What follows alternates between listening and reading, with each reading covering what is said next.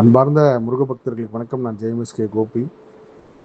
நான் இந்த உத்தரவு கேட்கறது சம்மந்தமான குரல் பதிவு தான் இது. நிறைய பேர் எப்படி கேட்குறீங்கன்னு சொல்லி கேட்டிருக்கீங்க. ஒரு சில பேர் அதை புரிஞ்சும் இருக்கீங்க. ஒரு சில பேருக்கு இப்போ வரைக்கும் அது ஒரு புரியாத ஒரு விஷயமா இருக்குது. உத்தரவுன்றது என்னென்னா, மனித முயற்சி 100% போட்டும் ஒரு சில விஷயங்கள் நடக்க மாட்டேங்குது. ஒரு சில விஷயங்களுக்கு சாதாரணமாக முயற்சி போடுறோம், அது நடந்துருது. இதே போல் எல்லா வாழ்க்கையிலும் ஒவ்வொரு கட்டத்தில் நம்ம வரப்போ ஒரு சில விஷயங்கள் முடிவு எடுக்க முடியாமல் ரொம்ப குழம்பி நிற்போம். இப்படி போகலாமா, அப்படி செய்யலாமா, இதை பண்ணலாமா அப்படின்னு சொல்லி அது நம்ம ஊழ்வினை கர்மனை கூட அந்த குழப்பத்தை ஏற்படுத்தும். இல்லை நம்ம விதி கூட எங்கேயா ஒரு இடத்துல ஒரு ஸ்டெக்காகி நம்ம நிற்க வைக்கும். நல்லா தெரிஞ்சுங்க, விதி வேற, நம்மளோட ஊழ்வினை கர்மம் வேற. விதி நான் சமீபத்தில் கர்ம ஆராய்ச்சியில் ஒருத்தங்க ஒரு உண்மை சம்பவம் அது.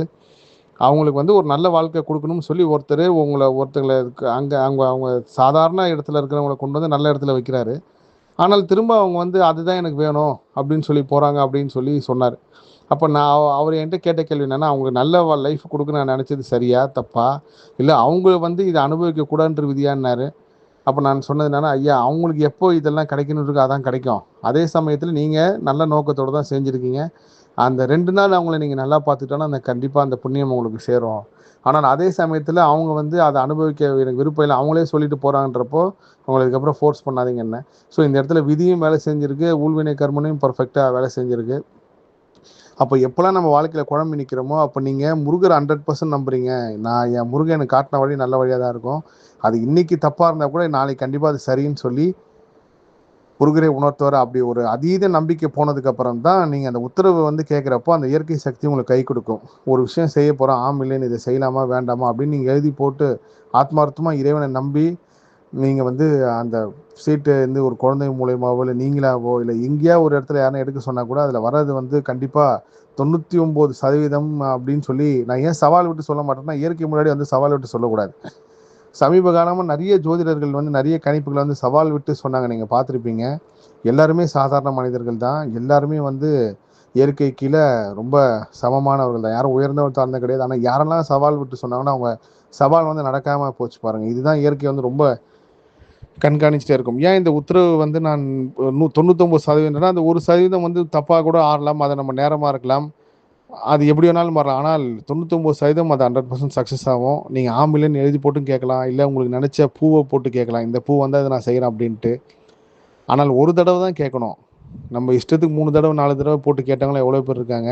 ஆனால் அவங்களுக்கு முதல் தடவை என்ன வந்துச்சோ அதுதான் கடைசியாக அவங்க லைஃப்பில் நடந்துச்சு. நான் அப்போ 2வது தடவை போட்டது எல்லாமே தப்பாக இருக்குது அப்படின்னு சொல்லியிருக்காங்க. ஸோ அந்த உத்தரவு கேட்குறது அப்படி தான். எனக்கு என்னோட குருநாதர் ஒரு கதை சொல்லுவார். ஒரு கதை மீன்ஸ் அது ஒரு உண்மை சம்பவம் தான். ஒரு பெரிய சித்தர், அவரோட வாழ்க்கை வரலாற்று புக்கில் கூட அந்த விஷயம் இருக்குது. சாமி பக்தியே நம்பாத ஒரு ஆள் அவரை போய் சந்திச்சிருக்காரு. கடவுள்ன்றான், பொய்யின்றான், இப்படின்னு தான் சும்மா மக்களை ஏமாற்றிட்டு இருக்கீங்க கடவுள் பேரை சொல்லி அப்படின்லாம் சொன்னவர் சிரிச்சுக்கிட்டு எல்லாம் கேட்டு, நீ கடவுள் இருக்கார் நம்பணுன்னா என்ன பண்ணணும் சொல்லு அப்படின்னு சொல்லி கேட்டிருக்காரு. அப்போது நீங்கள் ஏதாவது ஒரு அற்புதத்தை காட்டுங்க, அப்போ நான் கடவுள் இருக்கார் நம்பணும், இந்த டேட்டில் இந்த ஒரு ராக்கெட் கடலில் விழும் அப்படின்னு சொல்லி ஒரு டேட்டை சொல்லியிருக்காரு. அந்த டேட்டு வரப்போ அதே மாதிரி நடந்தோடனே அவருக்கு பெரிய ஆச்சரியமாயிடுச்சு. அப்பயும் திரும்ப அந்த சித்தரை பார்க்க வந்தவர், இது ஒரு ஃப்ளூக்கில் நடந்திருக்கலாம், எனக்கு இன்னொரு சம்பவம் சொல்லுங்கள், அது நடந்துருச்சுன்னா நான் கண்டிப்பாக நம்புகிறேன் கடவுள் இருக்காருன்னு சொன்னால், அப்பயும் திரும்ப சிரிச்சுக்கிட்டு அவர் ஒரு செய்தியை சொல்கிறார். இந்த செய்தி பேப்பரில் வரும், போய் பாரு அப்படின்றாரு. அதேமாதிரி ஒரு அரசியல் சம்மந்தப்பட்ட ஒரு விஷயம் நடந்த உடனே அவர் ரொம்ப 100% நம்பி கேட்குறாரு, இது எப்படிங்க சொன்னீங்க, நீங்கள் எப்படி இது சக்தி உங்களுக்கு கிடச்சின்னொடனே அவர் அந்த சித்தர் சிரிச்சுட்டே சொன்னார், அட முட்டாள், இதெல்லாம் நடக்கிறப்போ நீ கேட்கணுன்ட்டு இருக்கு, அதை நான் சொல்லணுன்ட்டு இருக்கு, அப்படி தான் நடந்தது. ஸோ இது எல்லாமே இயற்கை ஒரு கணக்கு போட்டு வச்சுருக்கு. அப்படி தான் நம்ம கடவுள் பக்தியில் இருக்கோம், பக்தி இல்லாமல் இருக்கோம், நம்ம ஒழுக்கமாக இருக்கோம், ஒழுக்கம் இல்லாமல் இருக்கோம், இது இது எதுவுமே இயற்கைக்கு தேவை கிடையாது. நம்ம ஊழ்வினை கர்மவினைப்படி தான் அந்த தப்பை செய்கிறனாலும் செய்கிறோம், நல்லதை செய்கிறனாலும் செய்கிறோம். அதனால் இந்த குழப்பத்திலலாம் எங்கேயும் போய் சிக்காமல் இறைவன், முருகன், நீங்கள் இந்த 2 பேருக்குள்ளே எந்த ஒரு விஷயத்தையும் கனெக்ட் ஆகாமல், நீங்கள் கனெக்ட் பண்ணாமல், புதுசாக எந்த ஒரு குழப்பத்தையும் உருவாக்காமல், முருகன் நம்மளுக்கு நல்லது மட்டும்தான் செய்வார் நம்ப ஆரம்பிக்கிறப்போ உங்களுக்கு கிடைக்கிற எல்லா உத்தரவும், முருகருக்கு கொடுக்குற எல்லா இன்ஸ்ட்ரக்ஷனும் உங்களை ஈஸியாக அடைஞ்சு அது சக்ஸஸ்ஃபுல் ஆகும்ன்றது என்னோடய முருகர் ஆராய்ச்சியிலையும் கர்ம ஆராய்ச்சியிலும் கண்ட உண்மை.